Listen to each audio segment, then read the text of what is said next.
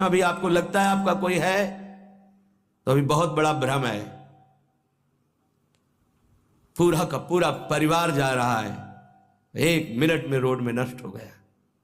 काल है, किस समय कहां कैसे 1 सेकंड का पता नहीं है। कैसे चैन से नींद आ जाती है तुम्हें। ये जो दुर्वासना के नाश की कृपा है, ये आपकी दिनचर्या है, यही सैकड़ों दुर्वासनाओं को भस्म कर देगी। तुमने खिलवाड़ समझ रखा है। चाहे गृहस्थ हो या विरक्त हो, तुम्हें जो दिनचर्या मिली है, ये दुर्वासनाओं का नाश करने के लिए श्री कृष्ण ने कृपा करके दी है गुरुजनों के द्वारा। इसको खिलवाड़ न समझो। प्रभु का प्रिय, गुरु का प्रिय वही होता है जो दिनचर्या में मिनट भर विलंब नहीं करता। ये गुरु कृपा है कि आपको डांट लगती है, आपको वचन सुनने को मिलते हैं, आप उसको स्वीकार कीजिए। ये मन की, ये दुर्वासना की वृत्ति को हटाइए। सुविधा भोगी बनने वाला कभी सच्चिदानंद का साक्षात्कार नहीं कर सकता। जानबूझ करके सुविधाओं का त्याग होता है, सुविधाओं में रहते हुए, और परमात्मा प्राप्ति की विकलता प्रकट की जाती है। समझ में नहीं आता। राग द्वेष की वृत्तियां, शरीर विलासिता की वृत्तियां, खाने पीने की वृत्तियां, सुख भोगने की वृत्तियां कितने दिन चलेंगी। मरना है, मरोगे। ये शरीर नाशवान, आज नहीं तो कल मरोगे। प्रार्थना मान लीजिए। तपलोक और महालोक, जनलोक में सब सिद्धजन निवास कर रहे हैं, जो सृष्टि में प्रकट होते हैं और सृष्टि के बाद लय होते हैं। उनको एक बात का दुख पाया गया, संतों को, कि इस महान मानव देह में आकर के भी तुम भगवत प्राप्ति से वंचित हो। तुम्हें नींद कैसी ऐसी आ जाती है कि तुम्हारा भजन, तुम्हारी दिनचर्या, तुम्हारा साधन पथ रुक रहा है और तुम्हें चैन से सोना आ रहा है। तुम उपासक हो।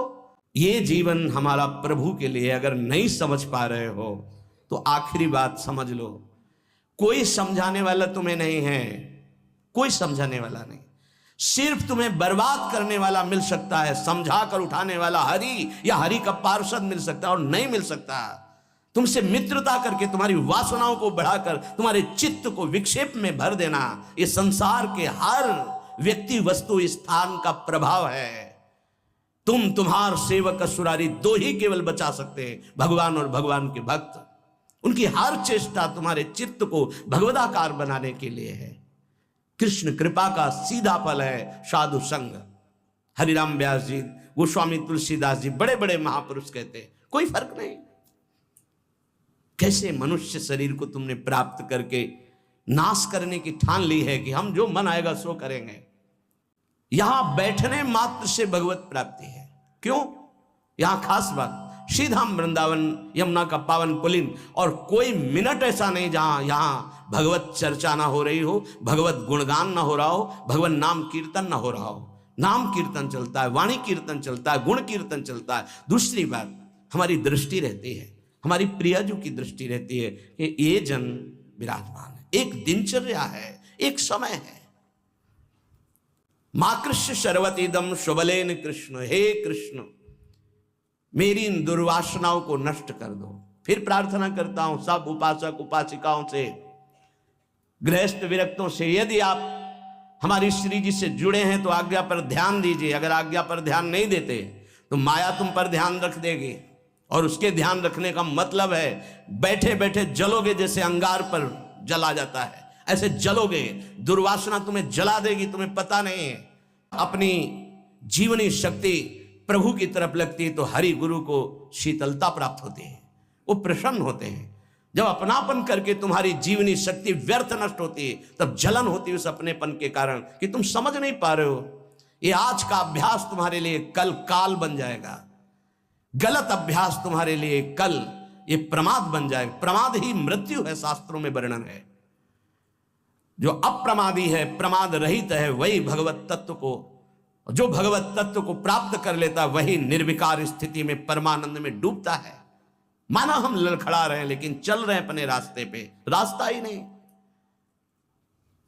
उपासक को इस बात पर सदैव सावधान रहना पड़ेगा। अगर हम अपनी इच्छाओं का मर्दन नहीं कर सके, अपने गुरु की आज्ञा पर नहीं चल सके, अपने शास्त्र आज्ञा पर नहीं चल सके, तो मुझे लगता है कि आगे चल करके आपका जीवन बड़ा संकटपूर्ण रहेगा। संकटपूर्ण ये विकार आपको रौंद देंगे। इसीलिए विचलित होते हैं कि आप लोग इतने बलवान बने कि आक्रमण कब हो जाए, कहां किस वासना का, आप उससे लड़ना जाने। आपके अंदर युक्तियां होनी चाहिए। आप हमारे भगवत पार्षद हैं, श्री जी के जन हैं, आपके अंदर युक्ति होनी चाहिए। गुरु की प्रगट उपस्थिति में युक्तियों की, कलाओं की आपके अंदर वृत्तियां जानी चाहिए कि कभी किसी विकार का आक्रमण हो तो कैसे बचा जाता है, कैसे हमारे को इस माया पर विजय प्राप्त करना है, कैसे विषम परिस्थितियों में अपने चित्त को डूबने ना पाए बचाया जाए, यह संतों से सीखा जाता है। कैसी पार्थिव दृष्टि है कि शरीर सुख के लिए सोना जागना खाना पीना बस यही हम सुख मानते हैं। नहीं भाई, ये सुख तो बहुत जन्म भोग लिए। इस जन्म में एक नियत समय रखिए, एक अल्पाहार की सीमा रखिए, एक भोजन का समय रखिए, एक अपनी दिनचर्या का समय होना चाहिए। ये नहीं आज मनाया 2 बजे पा लिया, फिर मनाया 5 बजे पा लिया, मनाया 3 बजे से 8 बजे रात्रि तक सो रहे, 8 बजे से 4 बजे तक जग रहे। ऐसी दिनचर्या नहीं होती, कभी ऐसी नहीं। दिन बाई चांस कभी कोई सेवा में समय लग गया हो, बात अलग है, ऐसी दिनचर्या नहीं होती। पक्का मानिए आपका हित इसी में है कि जो दिनचर्या दी जाए उसका पालन कीजिए। हमारा सत्संग तभी लाभ देगा आपको, हमारा एकांतिक वचन तभी लाभ देगा आपको जब हमारी आप आज्ञा पर चलेंगे। जैसी दिनचर्या बना दी है, ये दिनचर्या जानते हो, बड़े बड़े सिद्ध महापुरुष इसी से हुए, दिनचर्या से। 1 मिनट का अंतराय कभी जीवन में नहीं पड़ने दिया अपनी दिनचर्या, वही परिपक्व अवस्था। 12 वर्ष एक दिनचर्या कर लीजिए, आप देखिए आपका क्या स्वभाव बनता है। यहां 20-20 वर्ष 25-25 वर्ष व्यतीत हो जा रहे हैं, कोई दिव्यता नहीं आ रही। कारण क्या है? खो रहे हैं, जीवन को खो रहे हैं। बिल्कुल, कई बार हम चिल्ला चिल्ला कर कहते हैं कि आप समझिए, ये जो दिनचर्या है ये भगवान का स्वरूप है। जो गुरु प्रदत्त दिनचर्या है वही तुम्हें ब्रह्मबोध कराएगी, वही भगवत प्रेम कराएगी। नहीं, ये वासना बहुत बलवान है, पता नहीं चलता कि हम निर्वासनिक हो गए कि वासना युक्त है। एक योगी जी आए थे महान, वो अभी गए हैं तप के लिए, तो जहां बर्फ के भगवान का स्वरूप, हाँ अमरनाथ शायद ऐसे हो गए। वो बोल रहे थे कि ये क्या है कि इतनी साधना पर भी वासना, क्या ये प्रारब्ध है? प्रारब्ध से वासना भोग उपस्थित कर सकती, क्रिया नहीं। क्रिया उपासक स्वयं छूट दे करके करता है। कोई भी भोग सामग्री प्रारब्ध से, विश्व की भोग सामग्री आ सकती है पूर्व प्रारब्ध से, लेकिन उसका संयोग आपके अविवेक और विवेक के ऊपर टिका हुआ है। अविवेकी हो तो संयोग करोगे, विवेकी हो तो बचा लो, नहीं तो प्रारब्ध भोगते भोगते पशुता आ जाएगी, दैवी संपत्ति नहीं आएगी। प्रारब्ध का आना हो सकता है, लेकिन प्रारब्ध हमको उस भोग में लिप्त कर दे, ये अज्ञान हो सकता है। ये प्रारब्ध नहीं है कि आप मनमानी आचरण करते रहें। आप मनमानी, कितना दुलार किया जाएगा, कब तक दुलार किया जाएगा? भगवान इतना दुलार करके मानव देह दिए, कहते हैं भगवान कहाँ है? कैसी विचित्र भगवान की माया है। गोस्वामी श्री तुलसीदास जी महाराज कहते हैं, तू तो पछितई है मन में जी हाथ। अभी समय है, समय है। सबसे बड़ा पछतावा क्या? भगवान का साक्षात्कार नहीं हुआ और शरीर छूट रहा है। ऐसे साक्षात्कार होगा? केवल भगवदाकार वृत्ति से भगवत साक्षात्कार होता है, उसी के लिए सारा प्रयास है। सबसे बड़ा डर क्या? प्रभु का नाम न छूट जाए, सबसे बड़ा डर। जिसने इस बात को समझ लिया वो जीत गया। सबसे बड़ा पछतावा क्या? बिना प्रभु से मिले जा रहे हैं, यहां से मृत्यु लेख से बिना भगवत साक्षात्कार किए जा रहे हैं, बड़ा पछतावा। सबसे बड़ी भयंकर डरावनी बात है कि प्रभु को भूल गए। का हनुमंत विपत्ति प्रभु सोई। ये 2 बातें कभी जीवन में चिंतन किया इनका? 1 सेकंड के लिए भगवत विस्मरण भी बर्दाश्त नहीं। सबसे बड़ी हानि, सबसे बड़ी विपत्ति, सबसे बड़ा भय भगवत विस्मरण हो जाना।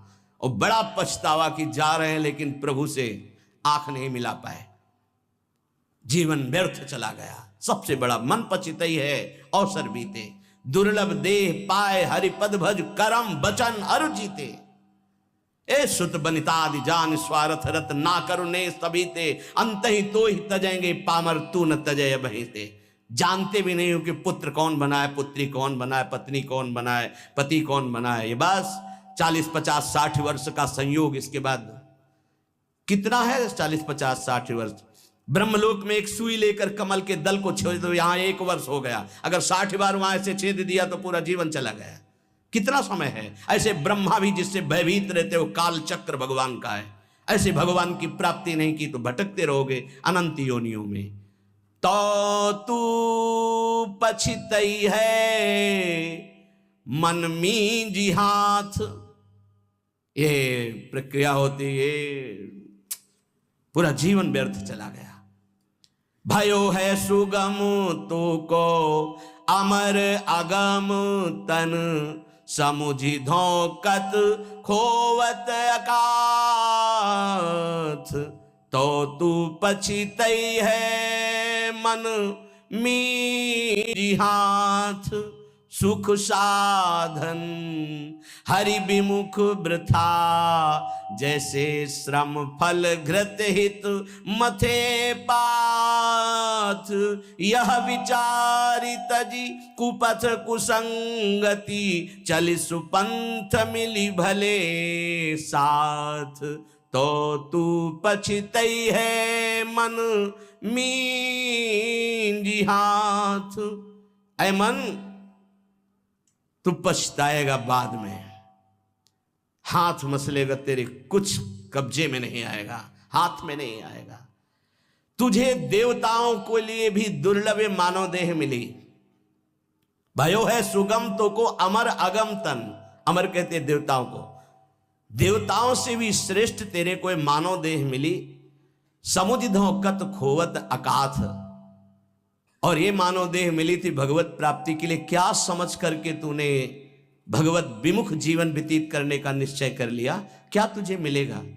कौन सा कार्य तेरा बन जाएगा? रोज आयु छीड़ हो रही है, लोग जन्मदिन मना रहे हैं, आज बर्थडे, तुम्हें पता नहीं 365 दिन मिट्टी में मिल गए। अगली श्वास है कि नहीं है कोई भरोसा नहीं। न नाम कीर्तन, न भजन, न भगवत चिंतन, और 1 वर्ष व्यतीत हो गए, न भगवत साक्षात्कार हुआ। तो हमें तो लगता है 1 वर्ष व्यतीत होने के बाद भगवान नाम कीर्तन करके, भगवत प्रार्थना करके रोना चाहिए कि नाथ 1 वर्ष गए, अगला वर्ष हमारा आपके दर्शन योग्य हो जाए, आपके चिंतन योग्य हो जाए। तू तनिक भी चिंता नहीं कर रहा, व्यर्थ क्यों अपने जीवन को बर्बाद कर रहा है? जहां नाम जप नहीं है, भगवत समर्पण कर्म नहीं है, आज्ञा का पालन नहीं है, तो खिलवाड़ आप अपने जीवन से स्वयं कर रहे हैं।